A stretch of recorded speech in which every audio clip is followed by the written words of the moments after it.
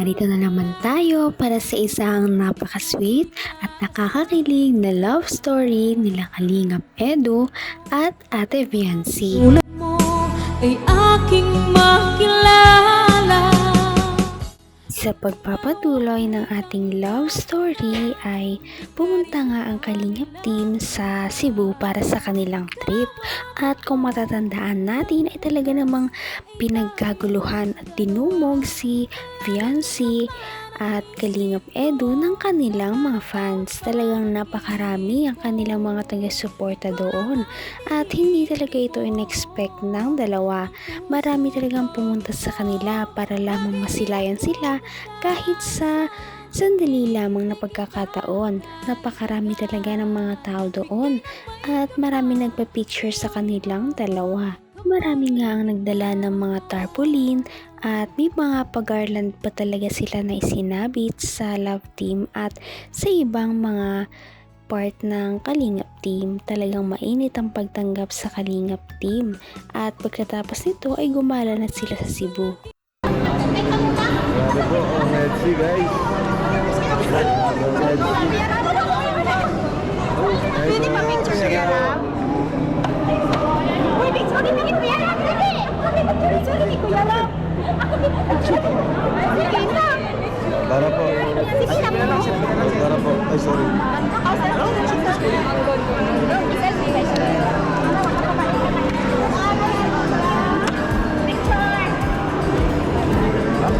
Thank you po. Maganda ka talaga, Bian. Sila lang din.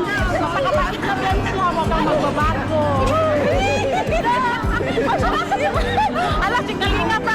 Picture sa amin ni Kalinga. Picture sa ako.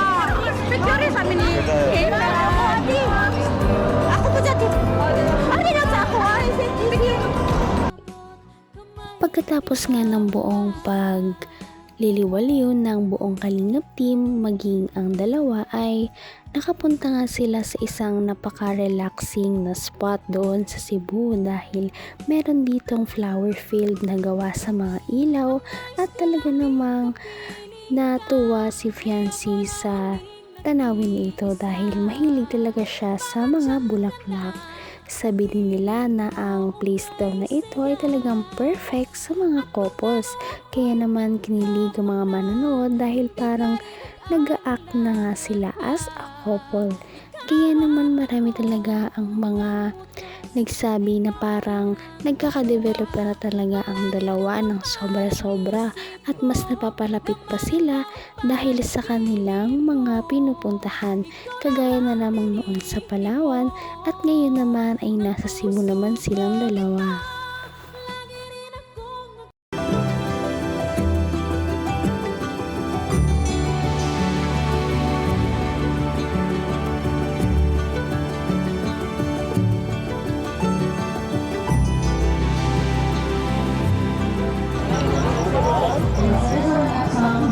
Magandang gabi, ba?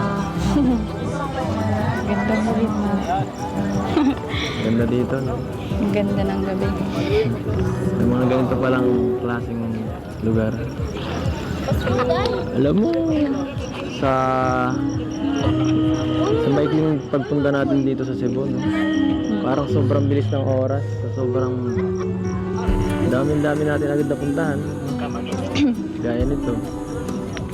Kanina sa flower, parang ayoko nang matapos eh. Dami nating napuntahan.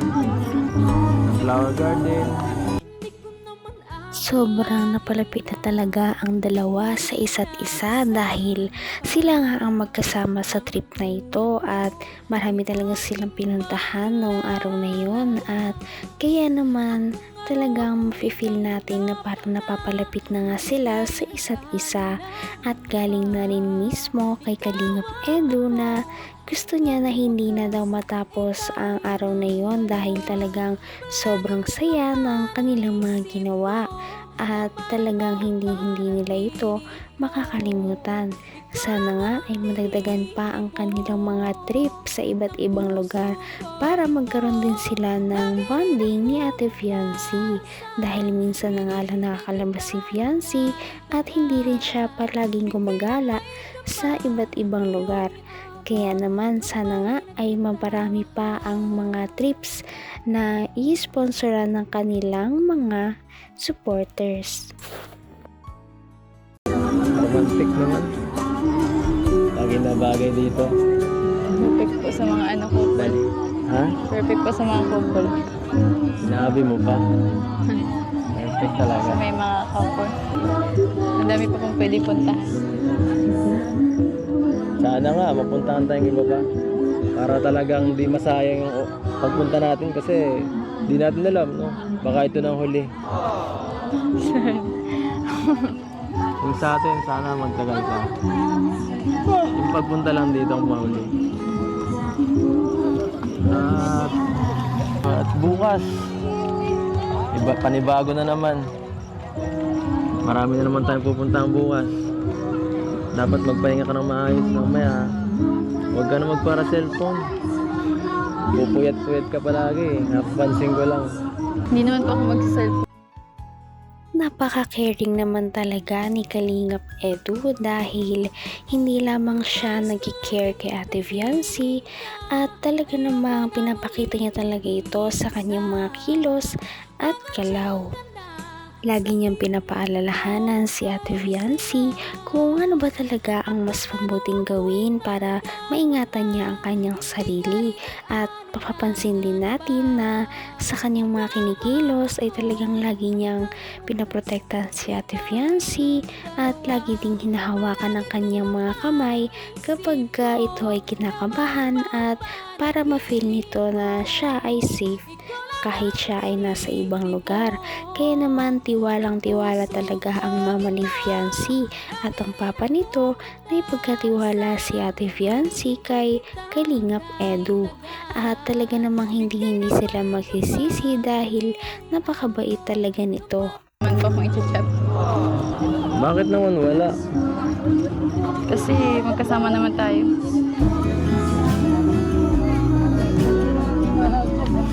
Tara, kunan kita ng litrato dito para may mga alaala tayo sa bawat lugar.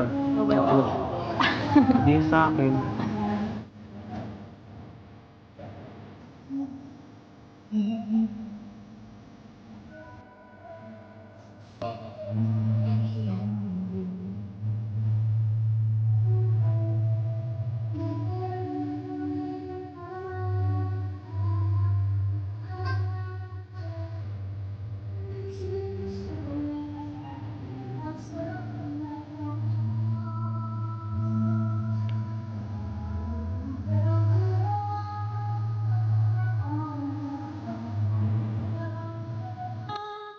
Kapag ang taong kasama mo talaga ay gustong-gusto mo, ay hindi talaga naiiwasan na kumuha ng mga litrato at bilang maging memories na rin para sa kanilang mga pinagdaanan doon sa Cebu.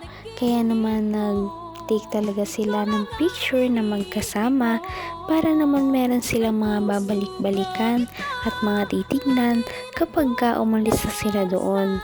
At ito nga ay kanilang ginagawa kahit saan man sila magpunta. Ganon din noong pumunta sila noong nakaraan sa Palawan.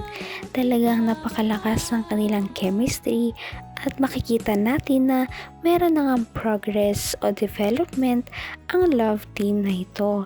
Talagang may aasahan tayo sa kanilang dalawa, at yan ang ating mga susubaybayan sa mga susunod pang mangyayari sa kanilang mga trip. Kaya naman, sana ipatuloy natin silang suportahan at mahalin si Fiancé, si Kalingap Edu at ang Kalingap team. Yun lamang at maraming salamat sa panonood. Abangan natin kung magkakatuluyan ba talaga si Kalingap Edu at Fiancé. Hanggang sa muli. Bye!